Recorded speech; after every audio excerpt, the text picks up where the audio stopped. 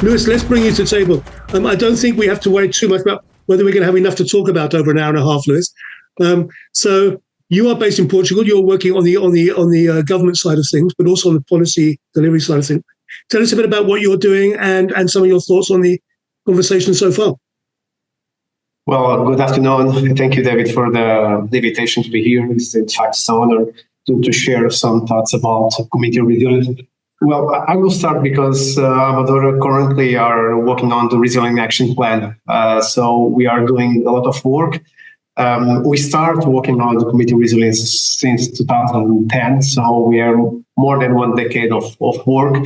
But until 2010, Amadora had a story, and particularly since the beginning of this century, Amadora has suffered several economic damage and human losses due to disasters. So regarding urban floods, traffic accidents, landslides, urban and rural fires, and extreme meteorological events. So until 2010, Amadora faced several challenges related with lack of stakeholder participation in urban planning and the risk analysis. And we showed in the past high incapacity to analyze all the hazards that we have in the municipality.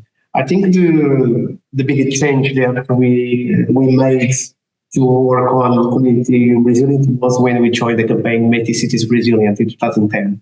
And we joined the campaign just to place the issue of disaster risk and resilience on the municipality agenda to build an institutional capacity and reduce the disaster impacts. And the big focus of our work when we joined the campaign was through coordination and leadership. I think without political leadership, it's difficult to work on the community resilience. And we made some efforts since then just to empower all community groups to participate in disaster risk reduction.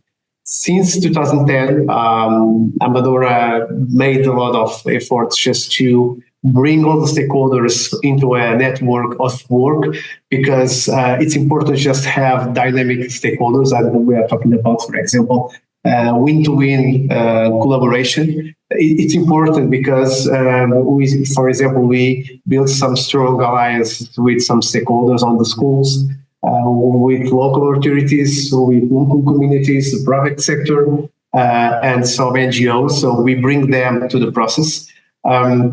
And we are working since 2010 with all the stakeholders that we have in the municipality just to deliver some tools that the people are more aware. For example, we are doing a plan for each year for the schools where we have more 20 actions and sections for the kids, just to work with them about the climate change, about the disaster measures and procedures, just to bring more risk communication to the schools and all the groups that we have at local level. So I think just to say that the community resilience is only possible to achieve if we have a stakeholders network that actively contribute to risk reduction measures. I think in the case of Amadora, we defined first the political leadership, because the mayor lead a work team that aims to implement a community resilience strategy based on everyone's contribution. I think that's the most important point, the leadership of the mayor, the cooperation that we have with all the stakeholders, and the capacity to contribute each sector for this. And that's why after 1 decade, we are now working on the Resilience Action Plan with all the meetings that we are organizing in last year and this year, just to have all the contributions. For example, the information sharing, the trust, the collaboration is all important for the process. And our biggest target for this action plan is bring more capacity to the community to are more aware for a disaster situation. And we have in the past some situations that Amadora saw some impacts and the economic damage that are important just to avoid in the future. Good, thank you, Luis. I mean, I'm going to come back to you later because Amadora is, of course, it is the fourth. I think it's the fourth largest city in Portugal. I believe it is, and it is just outside Lisbon. And I'm going to come back to you because I'm really interested in whether you consider that a major city or Is it because it is a smaller city?